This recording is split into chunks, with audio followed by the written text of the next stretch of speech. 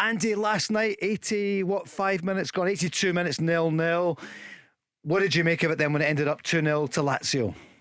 I wasn't really surprised at the outcome. I thought Celtic played okay against an okay team, but it's the Champions League and you need to excel. I don't think Celtic have excelled in any game.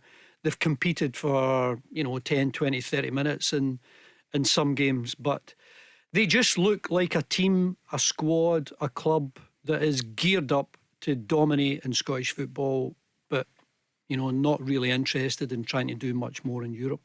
And Celtic fans, do you feel you are dominating anymore? You're out of the League Cup, you're out of Europe. Okay, one more game to come. There's no European football after Christmas, and that was one of the aims of the manager when he came in the summer, Andy. Yeah, it was. He was very open about that. But and then his post-match comments last night, you talk about we need more quality, especially up front. But the idea of Celtic going out to spend 10 million on a player, I just can't see them doing it. I honestly think they would regard it as a false economy. It would be a player or maybe two players on exorbitant wages, and it might not work out.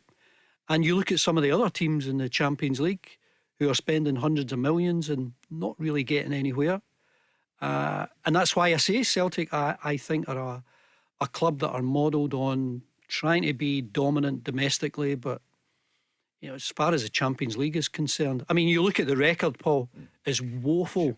It's a wee bit embarrassing, and you don't see it getting much better anytime soon. Yep, 15 games in Europe, no wins. Barry, what did you make of it watching the whole game last night? Yeah, Andy's took the words out my mouth. I thought Lazio were okay. I think only one player that kind of stood out was Luis Alberto in the middle of the pitch, who had a wee bit of quality. But apart from that, I didn't think much of Lazio. Celtic defensively were stronger than I've seen them in a long time in Europe. But going forward, I thought there was a real lack of quality. They had a couple of chances. Kyogo flashed one across the face of the goal. I thought Yang at the back post has got to at least try and hit the target instead of putting it back in for Kyogo. But overall, once they made the change, Lazio, and the quality of Immobile coming on and the two goals, I'm sure Celtic will be disappointed. Certainly in the second goal, Scales has got to be stronger, Paul.